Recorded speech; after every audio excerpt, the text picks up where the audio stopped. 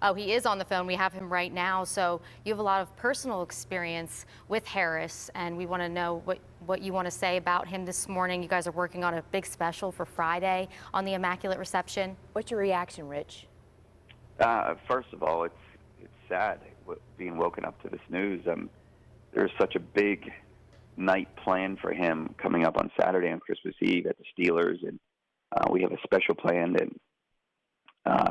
on Friday night, and we talked to him just recently. I know he was on KDKA yesterday, but we did an extensive interview with him, and he was just one of the nicest guys. I played bocce with him a few months ago at the Little Italy days in Bloomfield, and he's the kind of guy that would talk to anyone, and you could go up and shake his hand, and you could talk to him about anything, and he would sit there and listen to you. He was a star. Can you imagine what it was like being him in the 70s and playing football in the 80s here?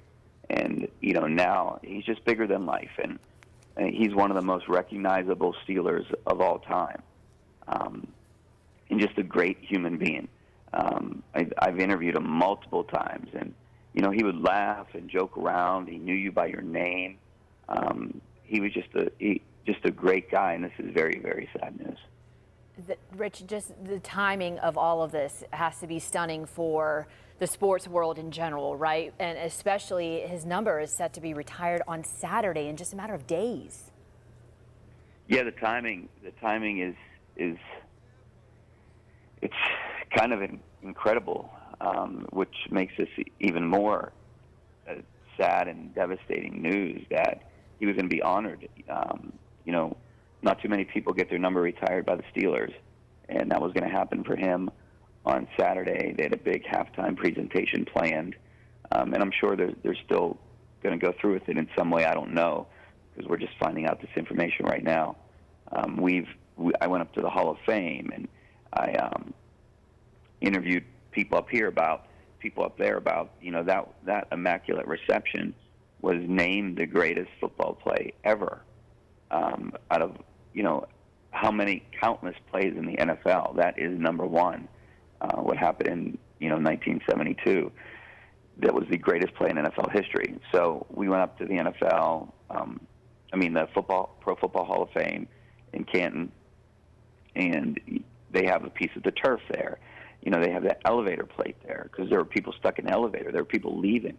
There was only 20-some seconds left in the game when it happened, and that's what he's gonna. He's gonna be remembered for so many things. He was a legendary football player with 4 Super Bowl rings. He was an MVP. Leads the Steelers in rushing over 11,000 yards. But that one play, that's what everyone in the country or even in the world know Franco Harris from the Immaculate Reception. It's still just so hard to absorb this, given shocking. The timing, as we keep emphasizing that. But Rich, I just want to lastly mention, let's not forget his impact even on Penn State, right? And his connection to that university, right, and how he played there too. Yeah, he wasn't, the one thing that I've learned, doing these interviews, and we were doing the show, that obviously I wasn't born in 1972 and I don't remember him in college, but I know of how well he did at Penn State, and he was drafted 13th overall in that draft.